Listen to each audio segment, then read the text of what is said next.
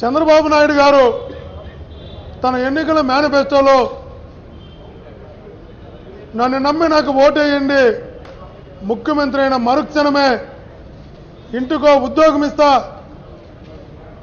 1,60,60,000 ఇండ్లుంటే 1,60,00,000 ఉద్యోగాలు ఇస్తా, ఒకవేళ ఉద్యోగం ఇవ్వలేకపోతే నిరుద్యోగ భృతిస్తా, ఆంధ్రప్రదేశ్లో ఏ నిరుద్యోగి కూడా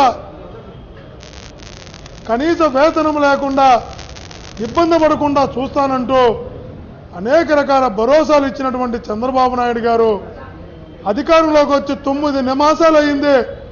ఇప్పటి వరకు ఒక్కటి ఉద్యోగాన్ని ఇచ్చినటువంటి పాపాన బోల. కనీసం నిరుద్యోగ భృతి ఇస్తారని ఆ రోజు యువకులు ఆశపడ్డారు. ఒకే ఒక ఓటు వేసేస్తే బాబుకి జాబ్ వచ్చేస్తుంది, ఆనందంగా ఉండొచ్చని ఆనందపడ్డారు. కనీసం ఉద్యోగం లేకపోయినా నిరుద్యోగ భృతినే ఇచ్చి చంద్రబాబు నాయుడు గారు నేను మారానని సినిమా డైలాగులు చెప్తుంటే చక్కగా ఇన్నటువంటి ఆశాబాహులైనటువంటి నిరుద్యోగులు చంద్రబాబు నాయుడు గారు నమ్మి ఒక్కోటే కదా ఉద్యోగం వస్తుంది, ఒక్కోటే కదా నిరుద్యోగం వస్తుందని లక్షలాది మంది యువకులు చంద్రబాబు నాయుడు గారు నమ్మి ఓటు వేయడం జరిగింది. ముఖ్యమంత్రి అయ్యాడు అయ్యగారు, బాబుకు జాబ్ వచ్చింది, బాబు కొడుకు జాబ్ వచ్చింది, కూడా ఉన్న వాళ్ళకి జాబ్ వచ్చింది, ఓటేసిన వాళ్ళకి జాబ్ ఎక్కడా అని అడుగుతున్నాం. నమ్మిన నిరుద్యోగులకి జాబ్ ఎక్కడా అని అడుగుతున్నాం. నమ్మిన నిరుద్యోగులు ఈరోజు పాపం ఎలాగాక రోడ్ల మీద ఉద్యోగం మహాప్రభు బాబో ఉద్యోగం బాబో ఉద్యోగం అంటూ వీధుల్లో బట్టి అంగలు తిరుగుతున్నారు. వాళ్ళు చాలా బాధాకరం. ఈరోజు అసెంబ్లీలో అందుకనే చంద్రబాబు నాయుడు గారు ఇచ్చిన హామీలు మేమిచ్చిన హామీలు కాదు, కొత్త విషయాలు కాదు. చంద్రబాబు నాయుడు గారు ఏదైతే తన మేనిఫెస్టోలో ప్రకటించాడో ఆ హామీలు నెరవేర్చాలని, ఆ హామీల మీద చర్చ జరపాలని, నిరుద్యోగులకు బాసటగా నిలవాలని వైఎస్ఆర్ కాంగ్రెస్ పార్టీ ఈరోజు అర్జెంట్ మోషన్ ఇవ్వడం జరిగింది. అయినా దాని మీద చర్చ జరపడానికి కూడా అధికార పక్షానికి ధైర్యం లేదు, చర్చ జరపడానికి కూడా ముందుకు రావడం లేదు. ఇది మంచి పరిణామాలు కాదు. బాబు వచ్చారు, జాబు కదా భగవంతుడి గారిగా ఉన్న జాబులు పోతున్నాయని గగ్గోలు పెడుతున్నారు.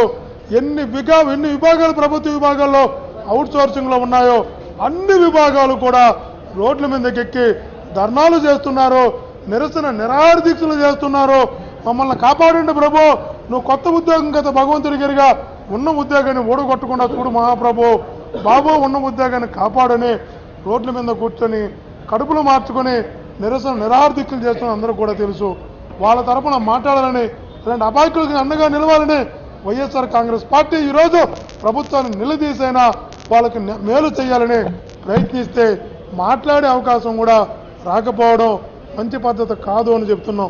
ఇది ఒక్కటే కూడా కాదు, ఆంధ్ర నుంచి నిరుద్యోగ భృతికి దేవుడి గారిగా కొత్త ఉద్యోగం దేవుడి గారిగా ఆంధ్రప్రదేశ్కి చెందిన వాళ్ళు తెలంగాణలో ఉద్యోగం ఇచ్చారు. తెలంగాణలో పుట్టారని తెలంగాణకు ఇరిగేషన్ డిపార్ట్మెంట్లో ఒక ఎగ్జాంపుల్ చెప్తున్నా మీకు. 175 మంది ఇరిగేషన్ ఇంజనీర్లకు తెలంగాణలో కేటాయించడం జరిగింది. తెలంగాణకు సంబంధించిన 36 మంది ఇరిగేషన్ డిపార్ట్మెంట్ ఇంజనీర్లను ఆంధ్ర కేటాయించడం జరిగింది. వాళ్ళు ఆంధ్రాలో పుట్టారని.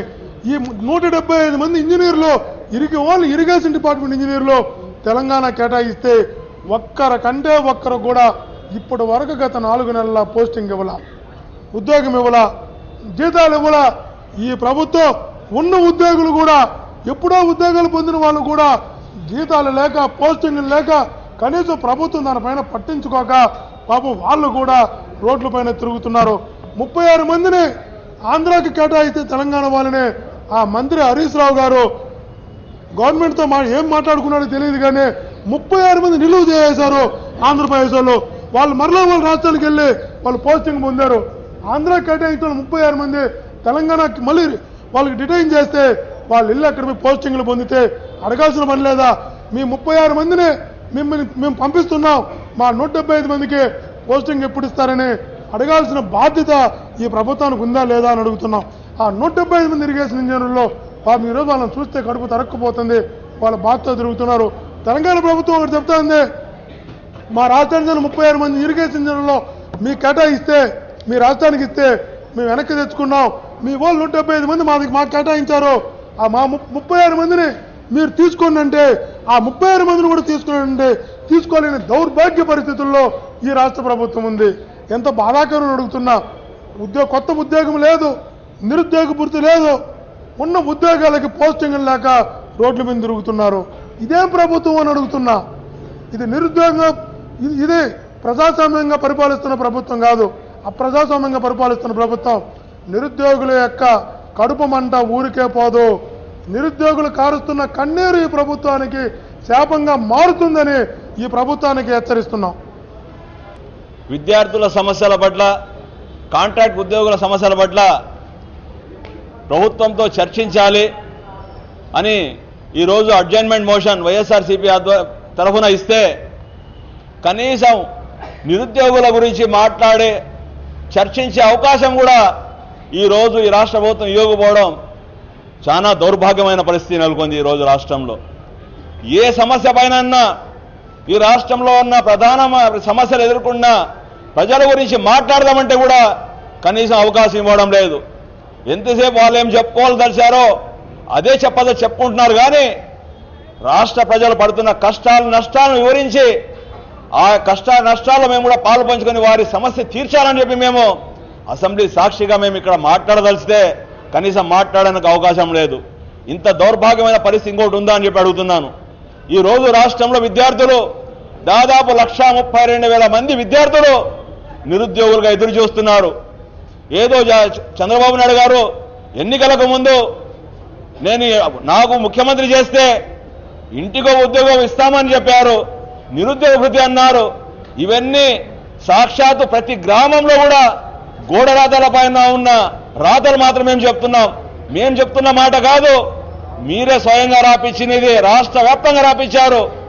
జాబు రావాలంటే బాబు రావాలన్నారు, ఇంటికో ఉద్యోగం అన్నారు, ఉద్యోగం ఇవ్వకపోతే నిరుద్యోగ భృతి అన్నారు.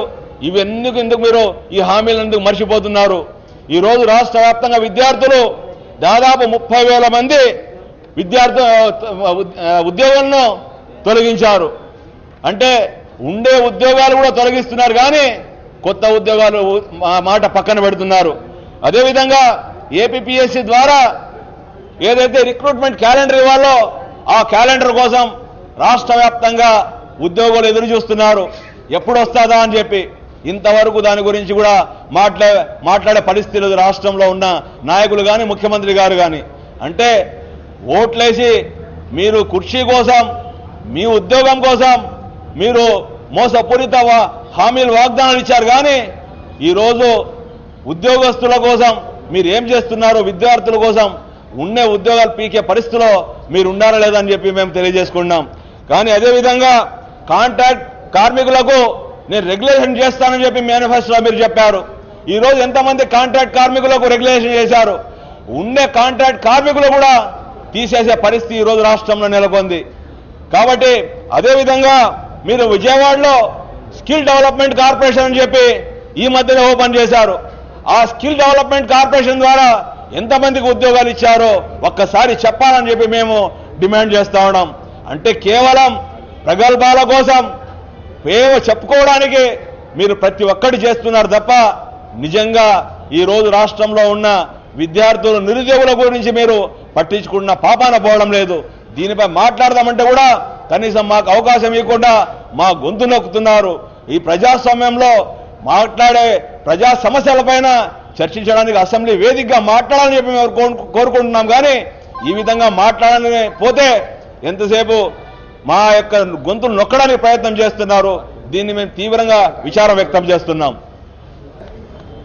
అత్యంత ప్రజా ప్రాధాన్యత కలిగినటువంటి అంశాలను అసెంబ్లీలో లేవనెత్తడం ద్వారా వాటి పరిష్కారానికి కృషి చేయాలా, ప్రజలకు తోడ్పాటుగా ఉండాలనేటువంటి ఉద్దేశంతో గత 3 రోజులుగా వాయిదా తీర్మానాలకి అనుమతి కోరుతా ఉన్నాం. రాష్ట్రంలో ఏర్పడినటువంటి కరువు పరిస్థితి గురించి, అదేవిధంగా పోలవరం పట్టిసీమ గురించి, వాటితో పాటు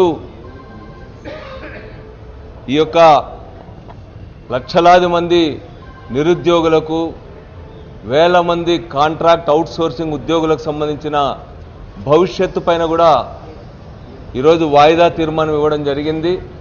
నిన్నటి రోజు కూడా డ్వాక్రా మహిళలు వాళ్ళ సమస్యలపైన ఇవ్వడం జరిగింది. చాలా ప్రాధాన్యత గల అంశాలను చర్చించాల్సినటువంటి బాధ్యత ఈ సభ పైన ఉంది.